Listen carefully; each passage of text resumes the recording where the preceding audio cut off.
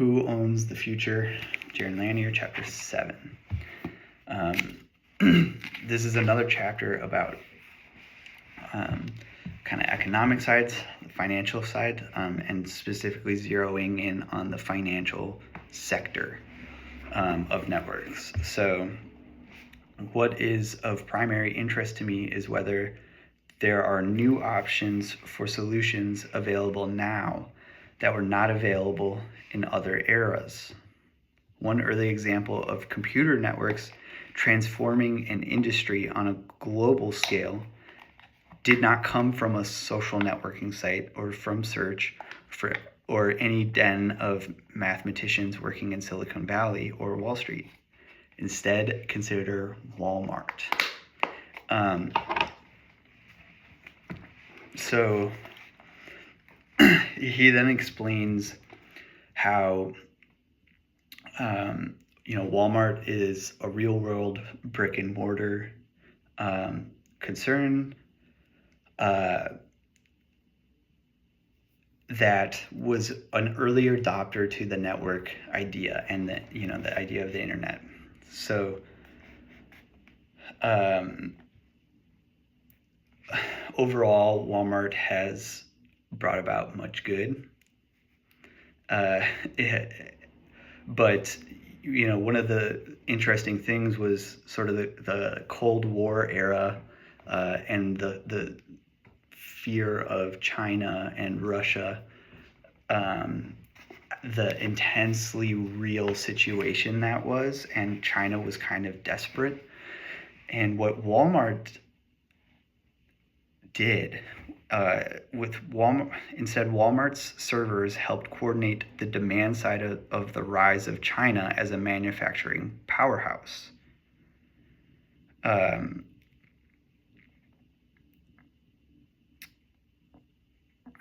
Economic interdependence had been faintly imagined, occasionally as a way to avoid a new hot superpower confrontation. But in the 80s, that was barely imaginable, and yet it happened. There's a lot of information. It's a really interesting snippet of history that not many people know about, is how Walmart, diffused a major source of tension during the Cold War with China by helping them spurn this economic growth through networks, and that Walmart could essentially control China's economic power this way by controlling the demand side of their exports. So siren servers can achieve good. My argument is not that siren servers always do harm. Often they accomplish great good in the short term. We are, however, using the power of networks to optimize for the wrong things overall. I love this, and it's something I want to keep. This really awesome perspective on issues that, like, again, I find myself doing this whenever I'm focused in on issues. A lot of times I focus on pointing out all of the flaws, all of the things that are wrong.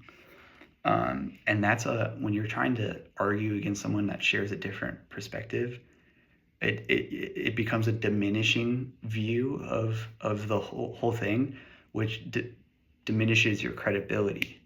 And so if you can recognize the good that it's accomplished, but then counter with the negative or the harm that surmounts or overtakes the good, then that's more effective as an argument. Walmart recognized early that information is power, and that with digital networking you could consolidate extraordinary power. Noting here.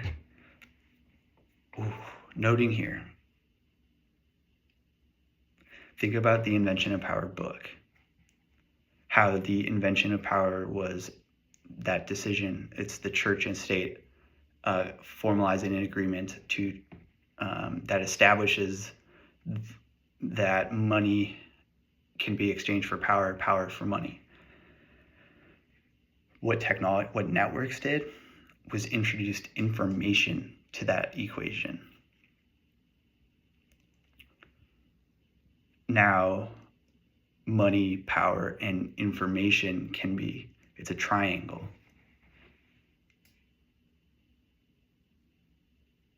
Fuck. Okay. Walmart's fledgling servers gather information about simple but valuable conditions out in the world at large. What could be made, where and when. What could be moved, where and when. Who would buy what and when and for how much. Any little portion of this database would previously have been of value only to a few local players directly affected by it. But by collecting a lot of such information in one place, an overall global picture emerged. This is the wild change of perspective that network technology can give you. The company gradually became the sculptor of its own environment. Huge key. I love the line, this is the wild change of perspective that network technology can give you. Or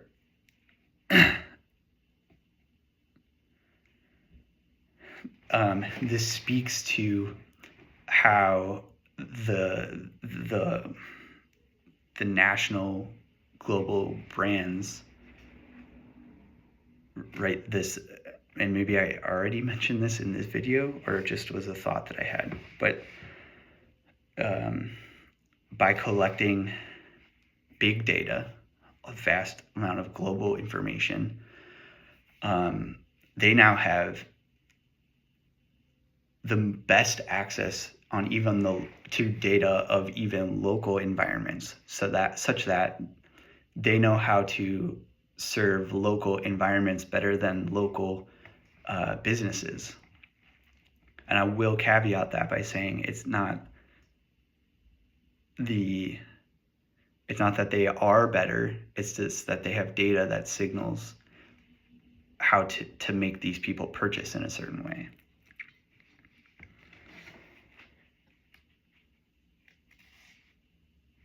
So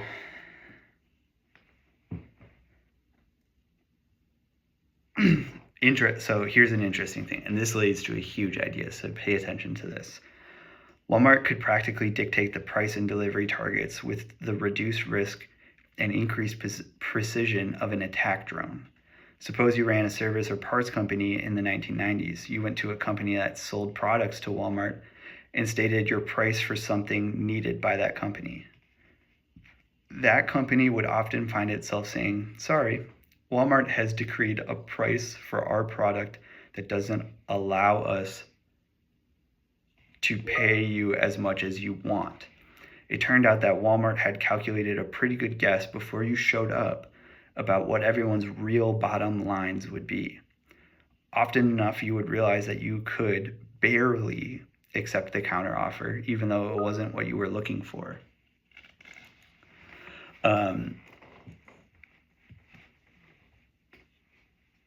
This is critical. So like, imagine the advantage of this massive national retailer saying, like, you're going into this meeting, it's a business meeting, and I kind of can't help but chuckle, like what that would look like pre-90s is a lot of smoke and mirrors, I think, those businesses,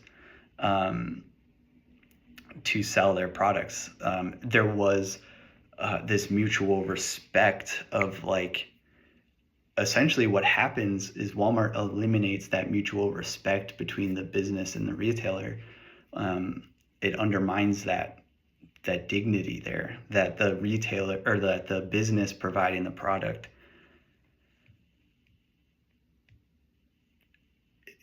knows how to operate, or is operating with integrity, and is when it's providing you with its price points, that it's doing so on the basis of good reason. And then here comes Walmart with this network now and saying, no, we already know all of the information about you.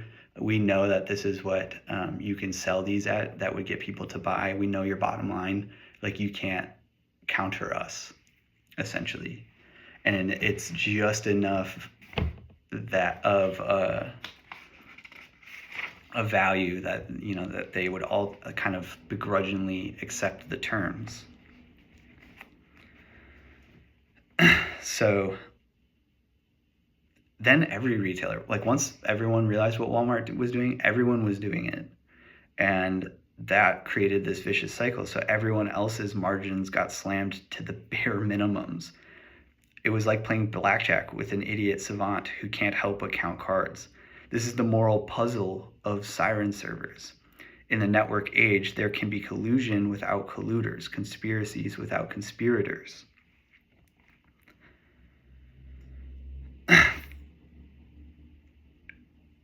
So it has often been claimed that Walmart plays a role in the reduction of employment prospects for the very people who tend to be its customers. Walmart has certainly made the world more efficient in a certain sense. It moved manufacturing to any spot in the world that could accomplish it at the very lowest cost. It rewarded vendors willing to cut corners to the maximum degree. Walmart's defenders might acknowledge some churn in the labor market, but to paraphrase the familiar rebuttal, making the market more efficient might have cost some people their jobs, but it saved even more people a lot of money by lowering prices. In the long term, everybody wins because of efficiencies. That's the quote, end quote. It's certainly reasonable to expect that making economic activities more efficient ought to increase opportunity for everyone in the longer term. However, you can't really compare the two sides of the equation of lower prices and lower job prospects. So, if you already have enough to live on, saving some money on a purchase is a nice perk. But if you haven't reached that threshold, that livable amount of income, or if you had been there but lost your perch, then saving is not the equivalent of making. It instead becomes part of a day-to-day calculus of just getting by. You can never save enough to get ahead if you don't have adequate career prospects.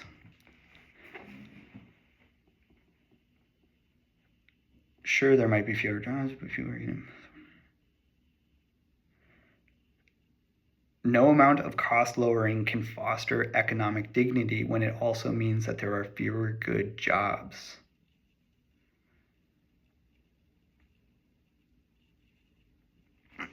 So I've noted here that it's as if the consequence of these decisions and of what they did, and ultimately the consequence of Walmart as a whole right now, is that they literally reshaped the world of business. Like, it's hard to conceptualize just how profound that is. But the consequence is that they reshaped the world by bringing all quality down. All quality. So, like, in order for this global company to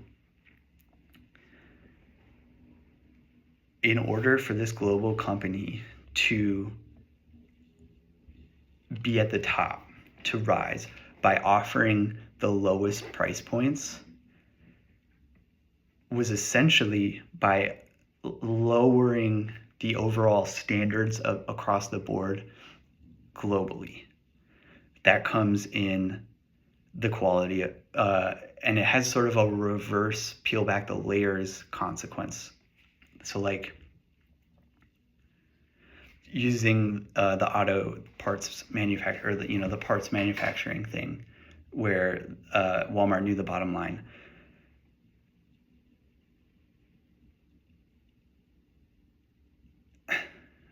Basically, Walmart said to everyone, you can only participate with us if you're going towards the lowest common denominator.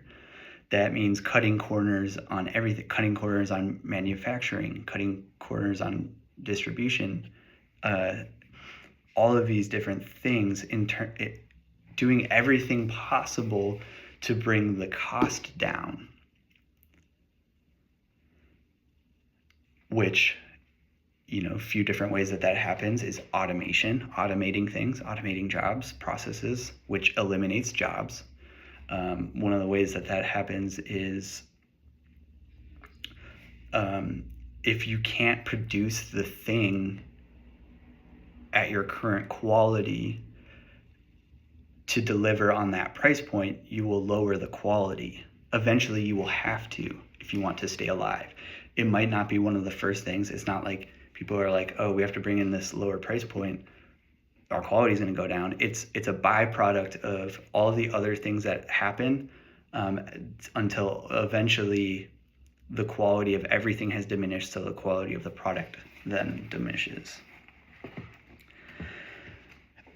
And then you eliminate jobs. And so this is a key on what I've been talking about for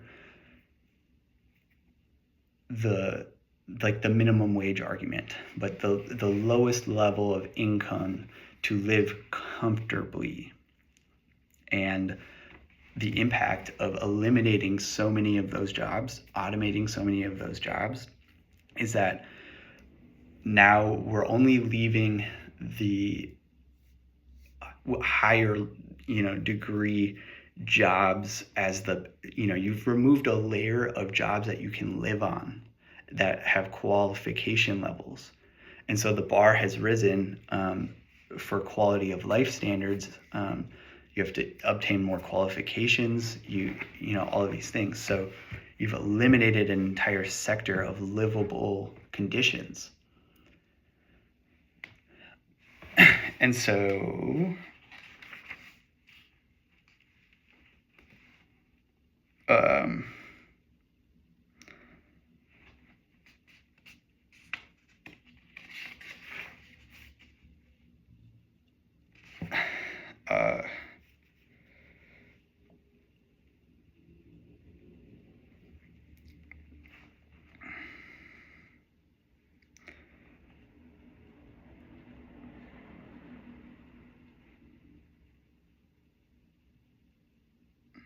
your needs, your expectations are not maximally efficient from the point of view of our server. Therefore, we are reshaping the world so that in the long term, your prospects are being reduced.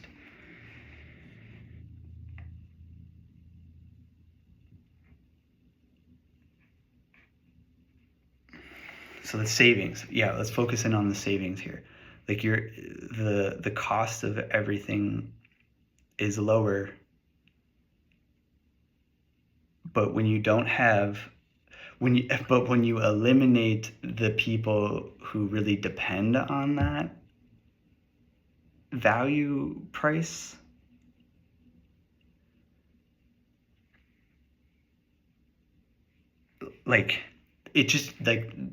it starts out as the value price. It starts out as a perk, but then over time turns into it has an evening out of that. It set the tone for that to be the lowest.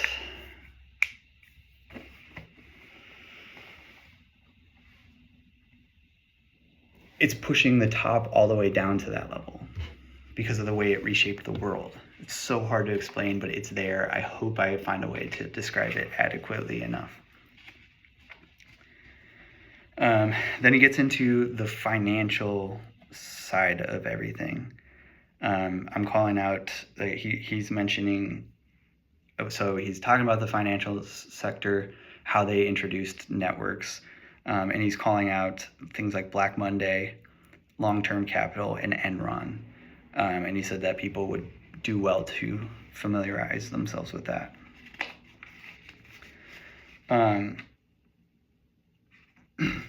And essentially his claim, his argument in the financial world is that,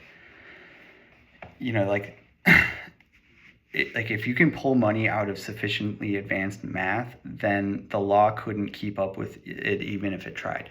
The idea being that the financial sector already kind of prone to, you know,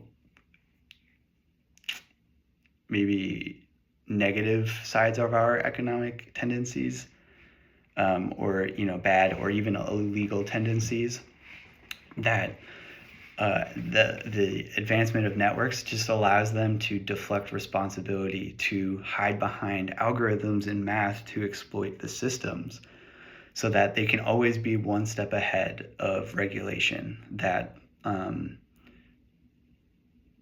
they can use the math to find the loopholes in everything and exploit it until there's a new regulation that would just be another way to find another loophole.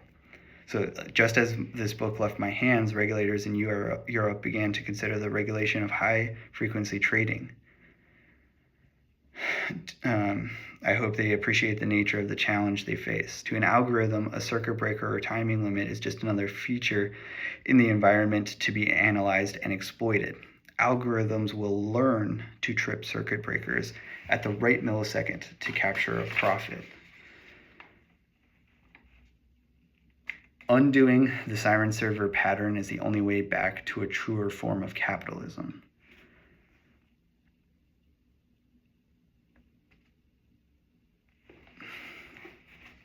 Right, and this kind of goes back to, and he expands on, there's a bunch that I'm not mentioning about the financial side, but just that essentially they're just all of what the networks allow them to do, and this is this more like the idea of the perfect investment, that it's not necessarily about having the perfect investment, but like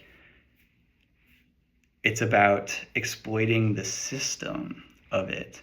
And so like ways that showed up would be timing of investments. If they figure, through algorithms, they figured out if they